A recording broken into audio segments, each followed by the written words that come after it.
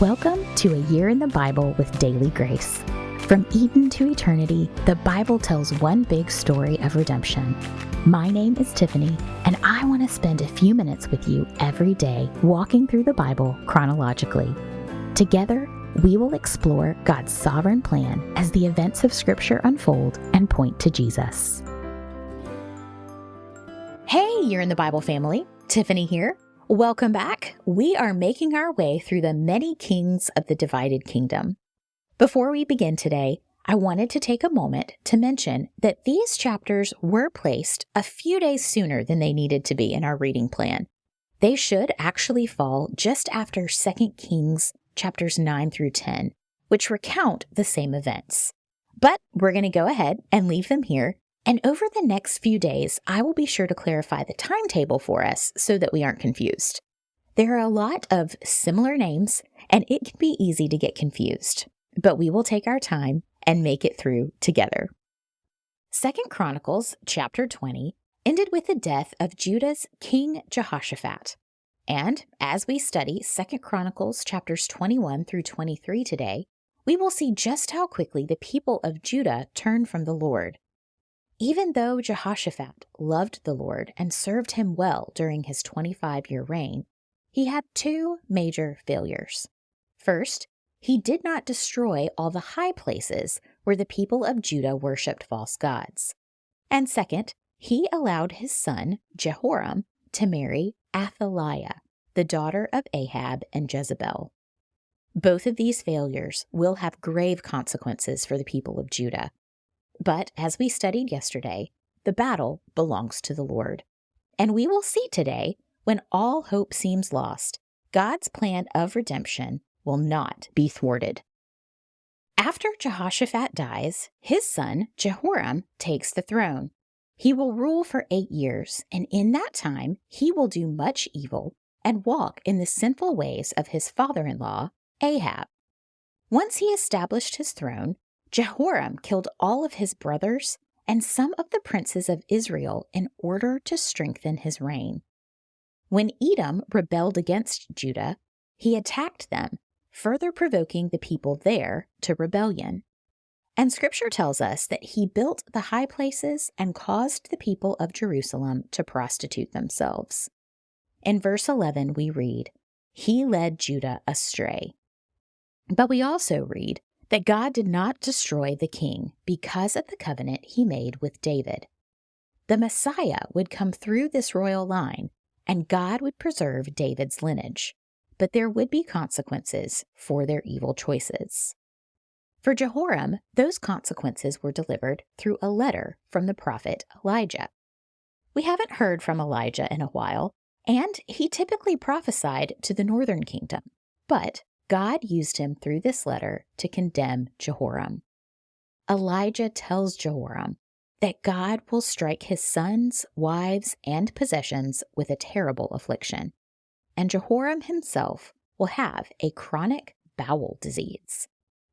After receiving this letter, we then read that the Lord roused the spirit of the Philistines and the Arabians to war against Judah. All of Jehoram's possessions, wives, and sons were taken away. Only one son remained, Jehoahaz, or Ahaziah, as we will know him moving forward. We also read that Jehoram's affliction worsened, and he eventually died of his bowel disease. No one regretted his death, and he was not buried among the other kings in Jerusalem.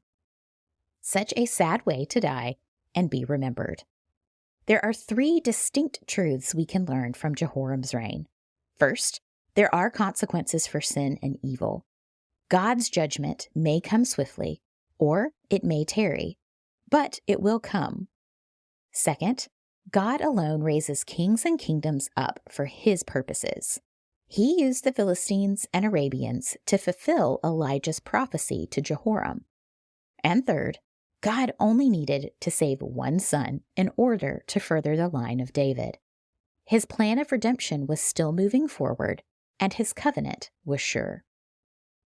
Wouldn't it be great if the next king of Judah was good?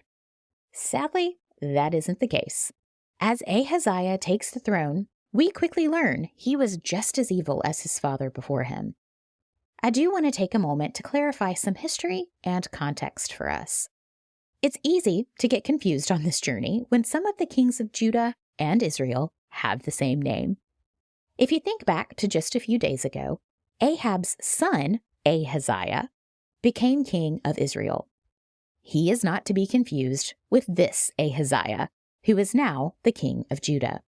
They did not rule at the same time, but both are related to Ahab. One was his son, the king of Israel, and the other was his grandson, the king of Judah. We will continue to make that distinction when we begin 2 Kings tomorrow. Before today, the Ahaziah we are talking about is the king of Judah, the grandson of Ahab. Sadly, he wasn't any different from his relatives in the northern kingdom. He walked in the same evil ways as Ahab and followed the evil advice of his mother, Athaliah. Ahaziah's end comes after just 1 year on the throne, as God fulfills the prophesied end of Ahab's family. Think back to 1 Kings 21, just a few days ago, when Elijah prophesied Ahab's death and the annihilation of his family. Though Ahab humbled himself at that time, he ended up dying later. God promised that Ahab's descendants would be annihilated. That included the king of Judah, Ahaziah. When Ahaziah visited his cousin, Joram, the king of Israel, both were killed by Jehu, just as the Lord told Elijah in 1 Kings 19 while he was on Mount Horeb. Ahaziah's evil mother, Athaliah, takes the opportunity to seize the throne, and she attempts to kill all of Ahaziah's children, her own grandchildren, in order to rule Judah. But God was in control, and one child, a baby named Joash, was saved. The Davidic line was not in jeopardy. It would endure because God established it. It seems only fitting that Joash was hidden inside the temple for the first 6 years of his life by the Levite, Jehoiada. Jehoiada knew that the new queen was evil and worshipped false gods. She would never set foot in the Lord's temple. It was the perfect hiding place. But more than that, Joash grew up in the very place where God's presence dwelt. That would have a profound effect on his future reign. Jehoiada was an honorable and faithful man of God. God used him to end the evil reign of Athaliah, tear down the temple of Baal and its altars, and kill the priests of Baal. Jehoiada also reinstituted the worship at the temple, following the statutes God established through Moses and David. But his most important role was establishing Joash on the throne. Jehoiada trusted in God's covenant to David, and in chapter 23, verse 4, he declares concerning Joash, "He will reign just as the Lord promised concerning David's sons." Though it was a dark period in the life of Judah, God was still at work. God still used faithful servants to further his plan of redemption. We will face our own dark seasons, but God's promises are just as true and certain today as they were when Joash took the throne. Jesus sits on the Davidic throne even now, and he awaits the moment when God will send him back to bring us home. But until then, we have the opportunity to be like Jehoiada. We share the truth of the gospel, and we live in holiness in the face of a dark culture. God has called us to it, and he will see us through. Thanks for joining me today. Tomorrow, we start the book of 2 Kings and celebrate the halfway point in our journey. I can't wait. I will see you then, friends. Bye.